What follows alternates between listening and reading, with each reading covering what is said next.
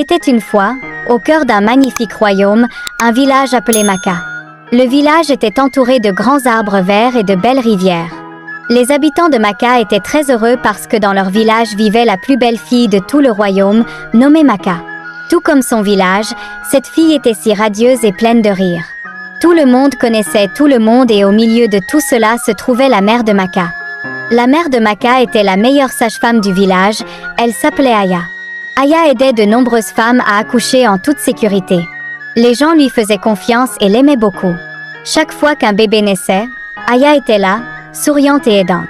Depuis que Maka était très petite, les gens admiraient sa beauté. Les hommes du village lui apportaient des cadeaux justes pour voir son sourire. Ils disaient « Maka, tu es si belle, s'il te plaît, accepte ce cadeau. » Maka souriait et disait merci. Elle avait beaucoup d'amis à cause de son cœur généreux et de son joli visage. À mesure que Maka grandissait, sa beauté devenait encore plus envoûtante. Les gens murmuraient « Regardez Maka, elle est comme une princesse. » Mais Maka ne laissait pas sa beauté la rendre fière. Elle était humble et aidait sa mère dans son travail. Elle apprenait beaucoup de choses de Aya sur le soin des autres. La beauté de Maka n'était pas seulement extérieure, elle avait aussi un beau cœur. Elle aidait toujours ceux qui en avaient besoin et était gentille avec tout le monde.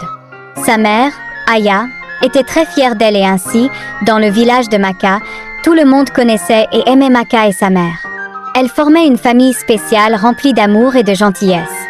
À mesure que Maka grandissait, sa beauté fleurissait encore plus et bientôt elle attira l'attention du fils de l'homme le plus riche du village, son nom était Kola. Kola était beau et gentil. Kola tomba amoureux de Maka et lui demanda de l'épouser. Maka, voyant à quel point Kola était gentil et au grand cœur, dit oui. Tout le village célébra leur mariage. Il y avait des chants, des danses et beaucoup de nourriture délicieuse. Maka portait une belle robe et tout le monde disait qu'elle ressemblait à une reine. Maka et Kola étaient très heureux ensemble. Peu après leur mariage, Maka et Kola furent bénis avec 2 adorables enfants. D'abord un garçon fort qu'ils nommèrent Tao, puis une belle petite fille qu'ils nommèrent Tifi. Les enfants apportèrent encore plus de joie à leur maison. Maka les aimait énormément et s'occupait très bien d'eux. Mais avec le temps, Kola commença à remarquer combien d'hommes admiraient toujours Maka. Ils venaient chez eux pour lui parler et lui apporter de petits cadeaux. Bien que Maka soit toujours poli et ne leur accorde aucune attention spéciale, Kola commença à se sentir mal à l'aise. Un soir, Kola dit à Maka, « Maka, je n'aime pas comment tu te fais des amis avec tant d'hommes du village. Les hommes qui se lient d'amitié avec les femmes cherchent seulement une occasion de profiter d'elles. » Maka fut blessée par ces paroles. Elle répondit, « Kola, je n'ai rien fait de mal. Je suis gentille avec tout le monde et cela ne signifie pas que je suis infidèle. Tu dois me faire confiance. » Mais Kola ne pouvait pas chasser ses doutes. Leur dispute devenait de plus en plus forte et fréquente. Un jour, après une dispute particulièrement houleuse, Maka décida qu'elle ne pouvait pas rester dans un mariage sans confiance. Le cœur lourd, elle fit ses bagages et quitta la maison de Kola, laissant derrière elle ses 2 enfants, Tao et Tifi. Le village fut choqué d'apprendre le divorce. Les gens murmuraient et se demandaient ce qui avait bien pu se passer. Maka retourna chez sa mère. Aya l'accueillit à bras ouverts, lui offrant réconfort et soutien. Et ainsi, la vie continua dans le village de Maka. Bien qu'elle ait fait face à un chagrin, Maka resta un modèle de beauté et de grâce, toujours rappelé par les villageois pour sa force et sa bonté. Après un certain temps, Maka rencontra un autre homme d'un village lointain. Son nom était Bayo et il était très riche. Bayo avait entendu parler de la beauté et de la gentillesse de Maka. Lorsque Maka quitta son village et vint à la rencontre de Bayo, il fut captivé par elle et lui demanda bientôt de l'épouser. Maka, espérant trouver de nouveau le bonheur, accepta. Elle déménagea dans la grande et belle maison de Bayo dans son village. Ils eurent un mariage secret et une fois de plus, il y eut beaucoup de chants, de danses et de joie.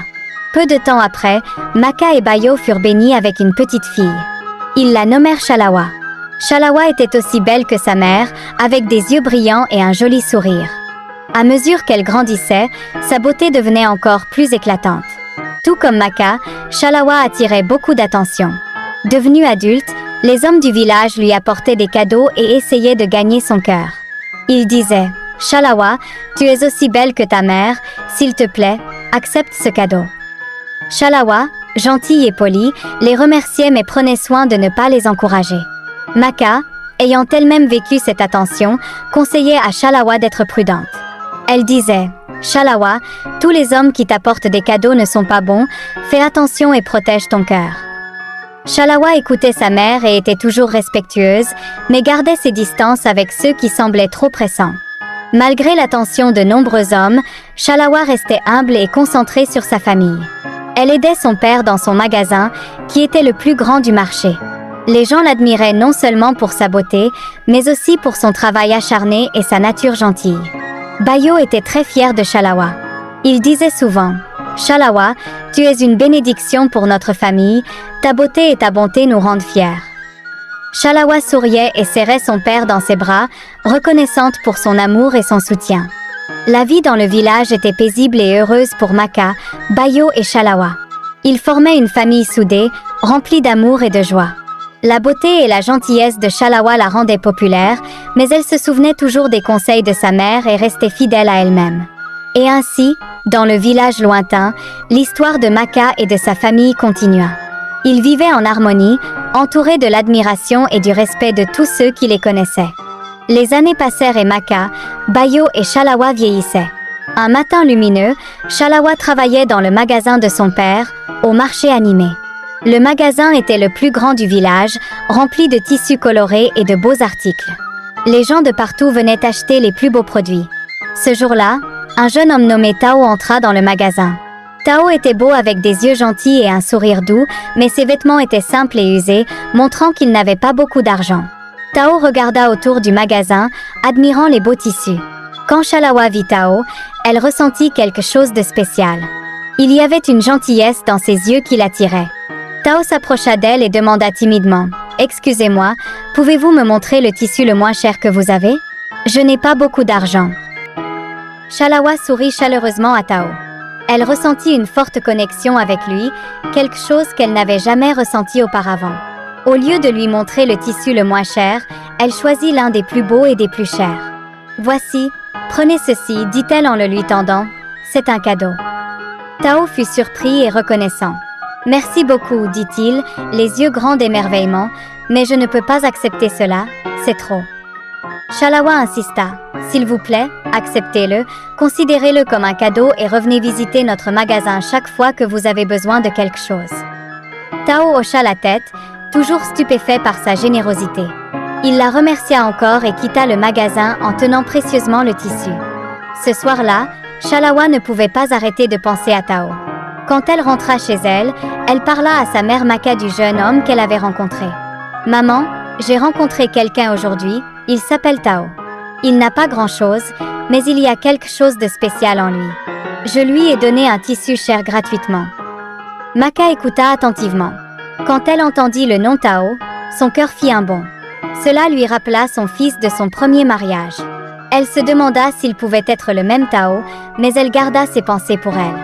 Elle hocha la tête et dit « C'est bien d'être gentil, Chalawa, mais sois prudente. » Les jours suivants, Tao retourna au magasin. Il remercia encore Chalawa pour sa gentillesse et commença à visiter plus souvent. Il parlait et riait, et Chalawa se sentait plus heureuse chaque fois qu'il venait. La connexion entre eux devenait plus forte à chaque visite. Chalawa et Tao devinrent connus dans le village comme le couple avec une connexion spéciale. Les gens disaient que Chalawa avait trouvé un bon ami en Tao et en effet, leur amitié a magnifiquement fleuri. Dans le village, Chala et Tao étaient connus comme le couple ayant une connexion spéciale. Le cœur généreux de Chalawa et l'esprit humble de Tao les rapprochèrent d'une manière qu'ils n'avaient jamais imaginée. Les jours se transformèrent en semaines et Tao continua de visiter le magasin de Chalawa. Leur lien devenait de plus en plus fort et ils passaient plus de temps ensemble à parler et à partager des histoires. La nature douce de Tao et la gentillesse de Chalawa les rendaient bons amis. Un jour, Tao arriva au magasin avec un air préoccupé. Il s'approcha de Chalawa et dit « Chalawa, je dois te demander une faveur. Je n'ai nulle part où rester, peux-tu m'aider à trouver un endroit ?